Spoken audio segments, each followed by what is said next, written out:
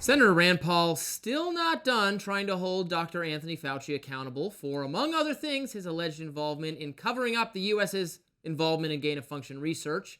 In an ex post this week, the senator wrote, "Last week, Anthony Fauci notified us he will not voluntarily testify before the Senate Homeland Security and Governmental Affairs Committee, even though he'd previously agreed to do so. Therefore, today, we have issued a subpoena for him to publicly testify." Paul also discussed this matter on CNBC. Take a listen. We've been negotiating with him for material and for a testimony. This has gone on for some time. He slow-walked us. So we've issued a subpoena. I was able to get subpoena power for our committee last year. And so with the subpoena power, we will bring him in unless he decides to fight it in court. Former Congressman Adam Kinzinger, however, says that President Trump deserves blame for what went wrong during the pandemic, writing on X, in part, quote, "Anthony Fauci came to the White House at the invitation of Trump. Trump is mad because 1 million people died under his watch, so he's blaming Fauci instead of accepting responsibility."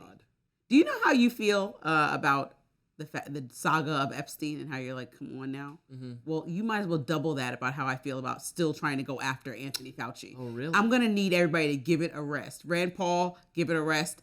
It's fine. Billions we got of through. Globally, no, it's not millions. It's not Dr. Fauci's fault. It's a rampant disease that they had no perspective on. Like the scientific consensus is that, and U.S. intelligence agencies' consensus is that there's no definitive proof on whether COVID-19 started from a lab or started from natural transmission. And so, no matter what you say about what you read, you can read an article stating differently. True. No, there's no definitive scientific consensus. Yes. So that's it. So I don't care what you read, and I don't care what Rand Paul read. The scientific community sets the tone. And I'm not hearing a consensus there's about no definitive evidence. Right. Correct. We're trying to get definitive evidence as part of this so that you can put Anthony Fauci in jail. The Energy Department, the FBI, and the CIA have all included, you're right with low confidence, but their conclusion is that it came from a lab. That is their conclusion. So we're investigating to find that evidence. Or if we find evidence that that's not the case, I'm happy to hear it. I just want the truth. I just want to know. And I can't believe, I don't understand people who are like, well, we'll never know. Oh, well. I would like to know why and how the most consequential and devastating event of my lifetime happened. If it was accidental, if it was because of wet markets, and then I would like to shut all those down, for sure. If it was because scientists were doing experiments on bat viruses in unsafe Chinese labs, and it was paid for by the United States under grant proposals that Dr. Fauci, the man we ended up putting in charge of fixing the pandemic, signed off on and is the foremost public advocate of. He is the top guy associated with doing this exact kind of research. You can't, like, he's the guy of this kind of research. I would like to know whether that's what caused it. You can't blame me for wanting to know. There's a difference between wanting to know, because I would like to know. I'd like to understand that I'm glad. Thoroughly. We're on the same page. And wanting to see somebody suffer because of decisions made by a community of people. It wasn't like Fauci just called all the shots. He was working with other health organizations to figure out the best strategy forward for an unprecedented pandemic. And so if they're not saying immediately, this definitely came from a lab, that's not called, in my perspective, withholding information. They're trying to make sure they're 100% sure before we cause mass hysteria and finger pointing, which already happened to China as a country, and then start treating people from China with all the xenophobia because we're scared about what they bring into the country. I mean, it was all this dramatic response to something they were trying to understand. Initially, he instructed the experts to come out with that origins of COVID paper, proximal origins, which he pushed them to reach a stronger conclusion than they were comfortable reaching in favor of animal origin. And that has been already demonstrated, even though now we've gone the other way and said that lab leak's more likely than proximal, than natural origin. But initially, he pushed scientists to embrace the other theory. That's suggestive to me of some concern of wrongdoing.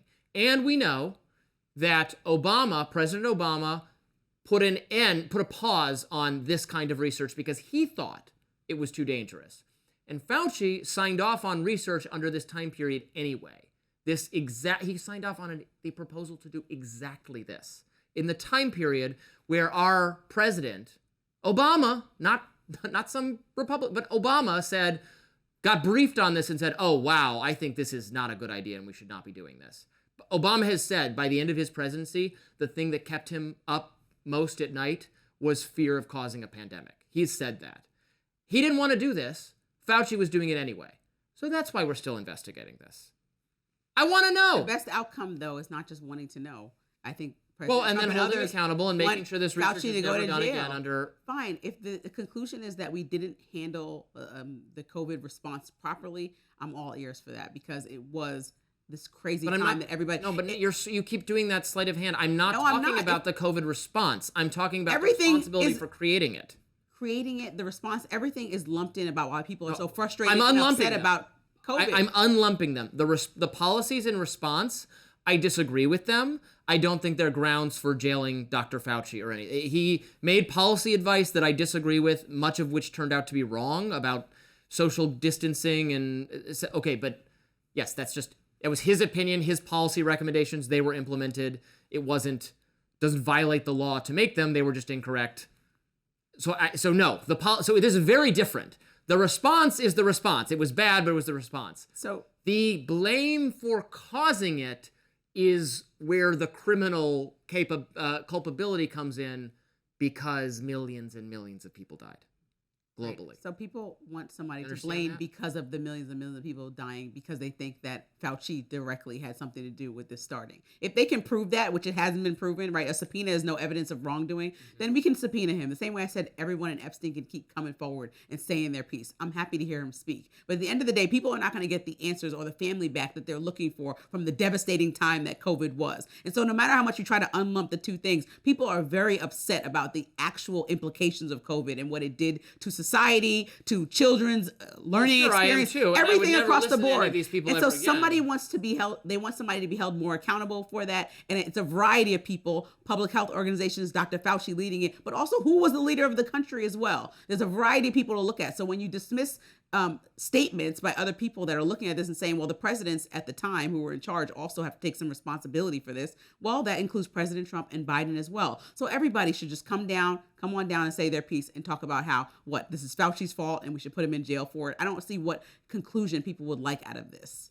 I don't know. If Trump made it his personal pet project to fund dangerous research that many experts were deeply concerned about on bat coronaviruses in a foreign lab, and then shortly thereafter there was a global pandemic with a virus that is very similar to the one they were experimenting on, I think Democrats would be interested in investigating Donald Trump for his culpability in this But thing. Fauci was in a leadership position with Trump and with Biden, so it's not like he's this Democratic aligned person. Well, I know that. Well, then why are you fighting this? Then why are Democrats fighting this? I just think it's an obsession. I think it's an obsession with him that people want to see him in jail because people want someone to blame for the pandemic. You're right, Lindsay. Democrats have no reason to claim Fauci as one of their own. There's no responsibility to do that. And this was a bipartisan effort to decriminalize the COVID origins files initially. So I'm not blaming any Democrat. I'm just out to find out the truth about Fauci. It doesn't need to be a Democratic thing, so Democrats don't need to be so defensive about him. But Joe Biden, pardoned him to make this investigation more difficult. I wish that as clearly as you articulated that to me, and I could digest it and accept that response, that you could clearly understand that same perspective about Epstein. And I'm not trying to derail this conversation, but I wish that as clearly as you articulated that, you could think the same thing about Epstein, because it was bipartisan and people just want answers. But in the COVID case, the harm was millions and millions and millions of deaths. And in the Epstein case, the harms was underage women abused by Jeffrey Epstein, who is now dead. And possibly others. But that's what we're trying to get to the bottom of. Okay, the same way we're trying to say if Fauci possibly started the virus, right? Okay. There's no evidence yet that anyone else was involved in the sexual abuse of minors with the Epstein thing.